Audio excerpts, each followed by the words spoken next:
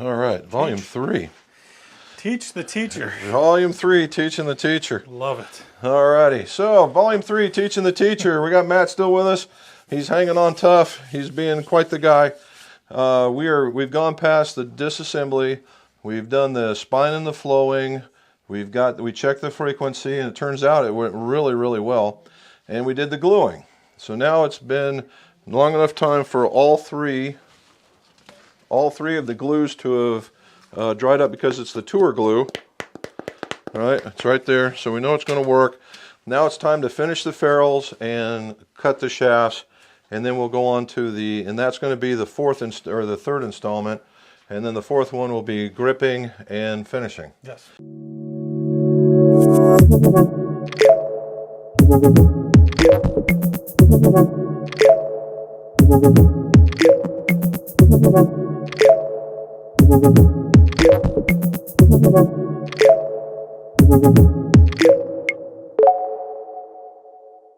All right, so in this particular one, what we're going to do is we're going to finish it on our felt belt, again, 1x42, and we're going to use a felt belt because it is the least intrusive of all the shaping ones.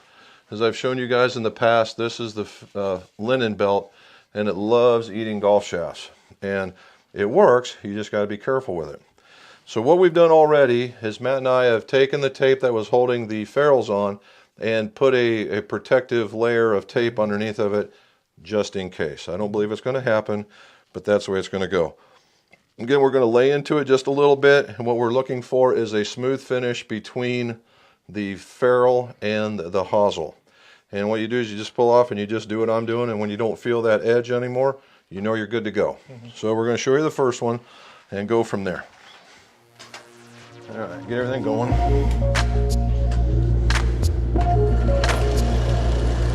So same thing, we lean right into it. You see how it changed color on me? Yeah. A couple rotations around. That's pretty good. That's kind of what you're looking to feel. Okay. All right. Once we get to that point, you notice it only took me 2 rotations to get it. We just take the tape off and we'll save it right there. All right. This is another one of those experience things. That is the word. Yep. Nice and gentle. You can use your right hand to kind of push in and the left hand to just turn it. Right? This way? Yep. Or the other way, whatever you want to do it. But yeah, get the whole ferrule. There you go. Push in a little harder.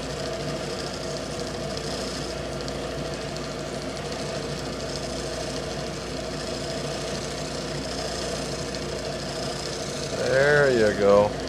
Now give it a check. Still got a little bit there, right? Yeah. So now you can lean in a little bit more.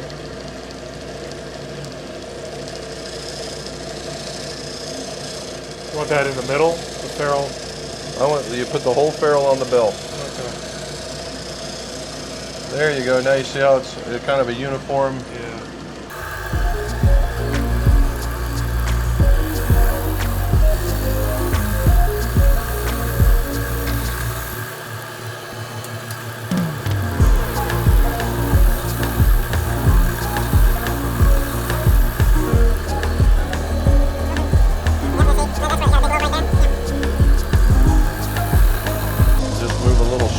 That particular point and then speed it back up. There you go. Is that it? Peeled that bad boy right off, didn't you? Yeah. You good with it? Oh, yeah. Okay. A little bit right there. Yeah, just a tad.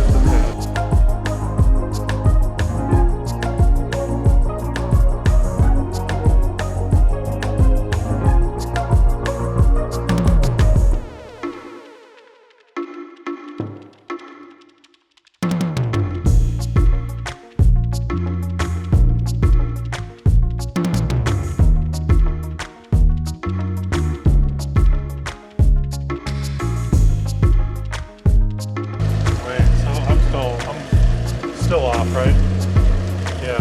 Yep, you still got a little bit here. Yeah. So when you're going through this, when you're spinning around, what you're looking Am I for. going too fast? Or? No, it's just about being almost too delicate again. Okay. So just let it do it.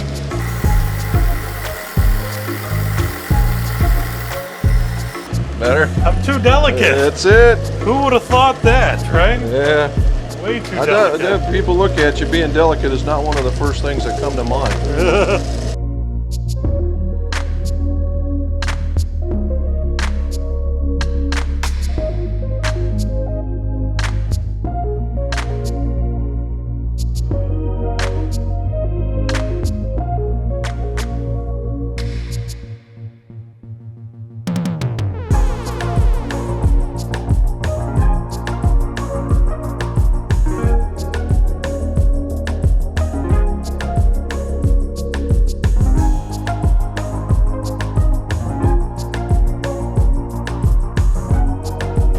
Hey, look at that. You've hit the experience threshold. It's just trusting that you can push back to it. Yep.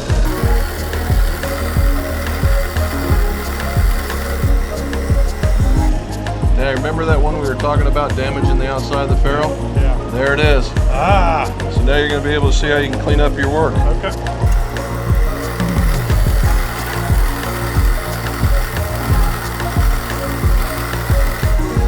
Last one. How'd that turn out? Wow. Look at you go. Last 4 or 5 have been real good.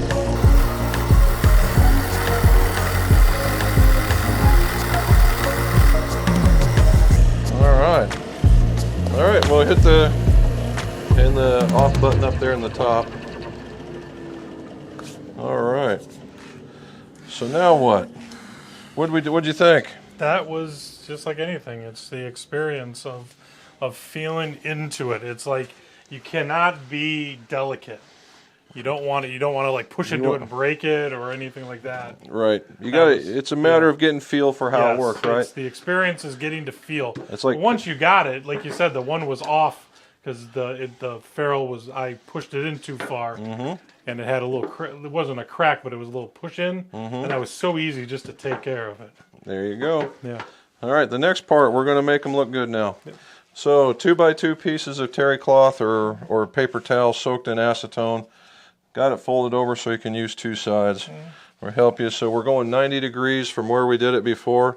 We want to wipe off our lines and just make it look nice and shiny. Doesn't clockwise? Nope. Counter? Doesn't matter. As long as you're going 90 degrees from the way that you were turning it, and as long as you get 360 all the way around. Okay. There you go. And just a matter of just wiping back and forth. And again, this is where we're taking inventory of do our ferrules meet up? Do we have any extra glue hanging out that we need to flick off? And did we see any imperfections in the ferrule in order to get it going? And then what this is doing is it's also softening the ferrule, so we got to give it time for the acetone to dry out and let the ferrule get harder before we do any other manipulations. All right. I think this looks good with this club, by the way. Oh, the chrome part? Yeah. I was going to say, is there any, could we have gone green? Well, I don't have any green. Yeah. Well, actually, I do have a green, white, green, but... Nah, I like that. Well, when it goes good with this, I think it looks... The chrome goes good with the silver. Yeah. I just like the wear marks. There you go. Good.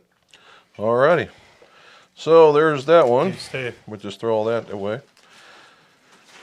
All right, and now this one I'm going to do because this is a brand new wheel and it's still kind of in its infancy. This is the where we polish the ferrule. And as we get asked, are we done with the acetone, right? Yes. This is the Yellow Finish GW16 finishing compound from Minzerna, and it is H0813 from Grizzly. We're going to dress the circle. There we go. Now, the only reason why I'm going to take this one is because all the other ones that I've had, you've had a stand. Yeah. To steady the project. Yeah. And this one, it's hold it against here and do this. Okay. And this is still a brand new wheel, and it hasn't gotten stable yet. It doesn't take a whole lot though. because all I'm doing is putting a protective coating on it, another polish.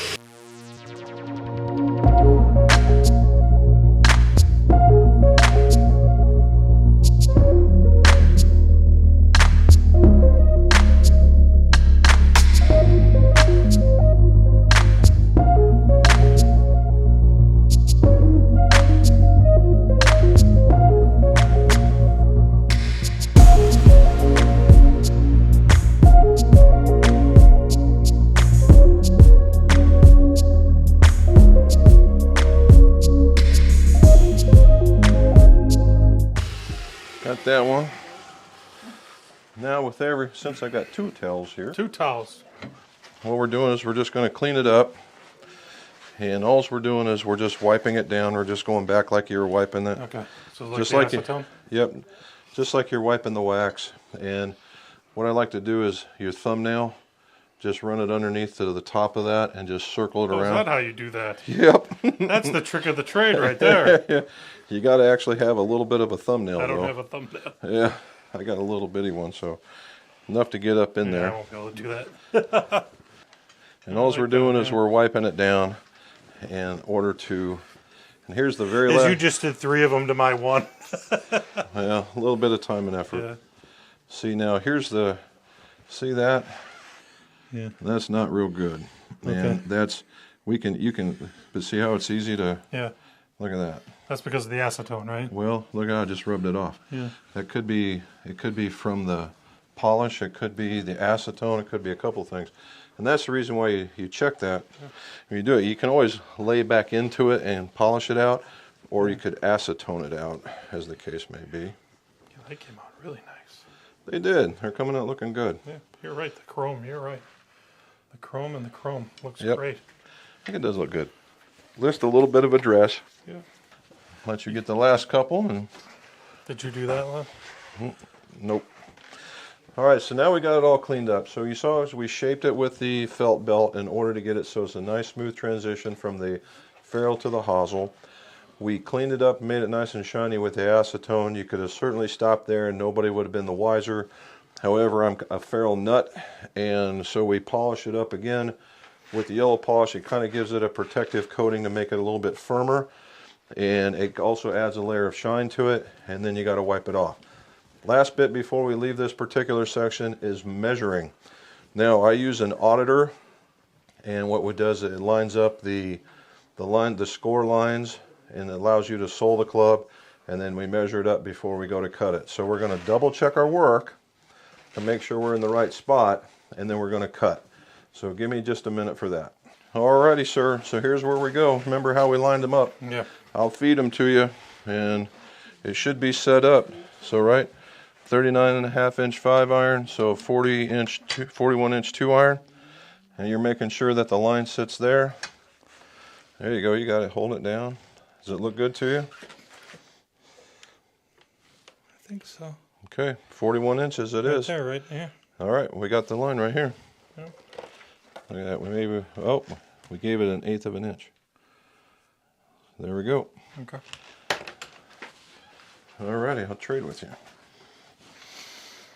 I believe this is the 3. Yep, 3.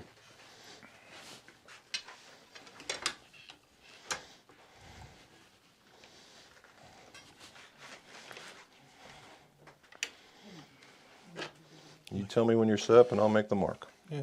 I think I'm good. Just make, Okay. yeah. Yep, we're right in that same spot. Yeah. You looking good? Let's see. Yeah.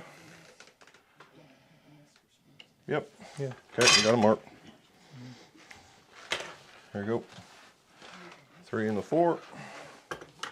And you always do it the second time? Always. Yeah. Like the carpenter's Yeah. golden rule, measure twice, cut once. Should be good. And this is the 4. 4. Now for some reason. Okay, 4 it is. Right? Yeah, 4. There's the 5.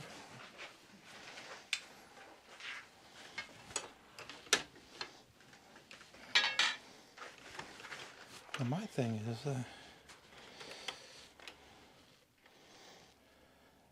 Go here, further that way.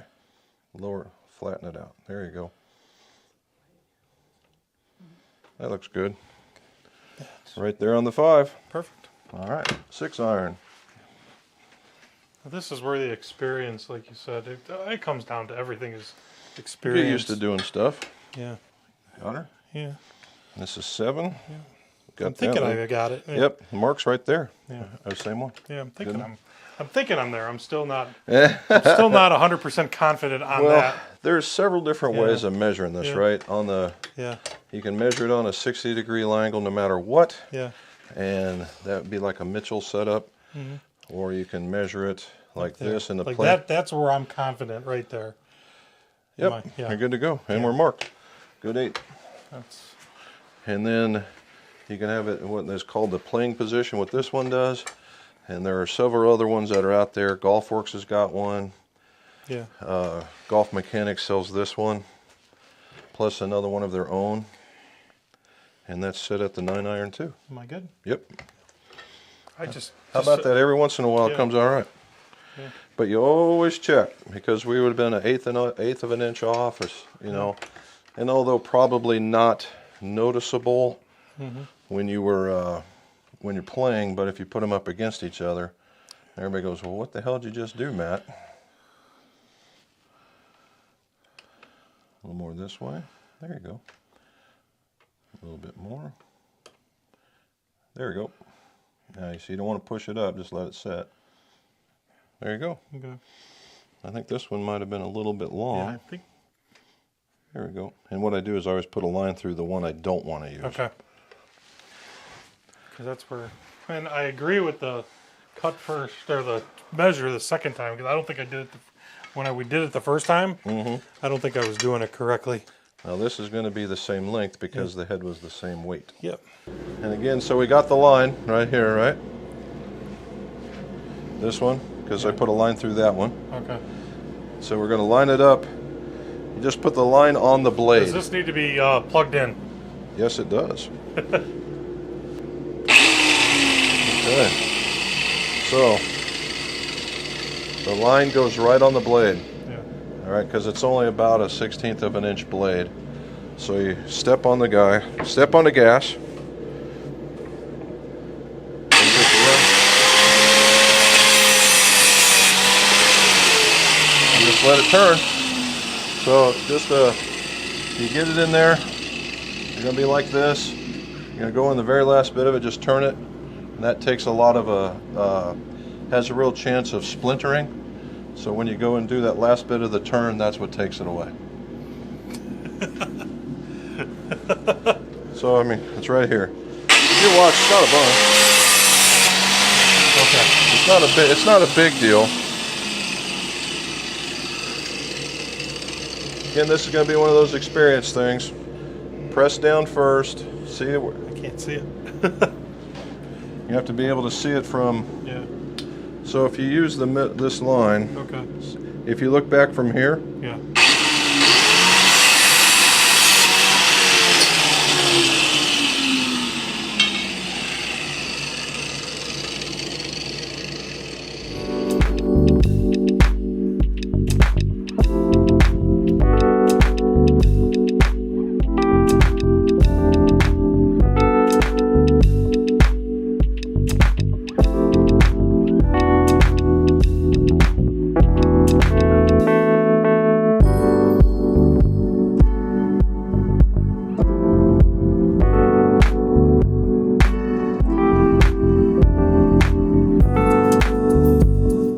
all right. See, after you found it, it's not so bad, right? No, you just can't be delicate. It's like I Gotta lean couldn't into it a see little it bit. I couldn't see the part because I don't know if it's an eye dominance thing. Oh, but okay. If this is a lefty thing or something like that, but Well, I got it set up for most people Yeah. would use. So if you look, here's the 1 Yeah. inch mark. Yeah. You know, but I've never ever trusted this. yeah, And that's the reason why we mark it, because the blade is what's going to do the cutting. yeah. And the cut in the blade's only a 1/16 inch wide, so it's not like it's a big deal. Cool. So we got it there. Not so bad, huh? No, We didn't, and most of it went down because of the vacuum. And you did a good thing. They all fell into the box. yeah, that's a lucky. That was nerve wracking. I will tell you that. Oh, come that was on. nerve wracking.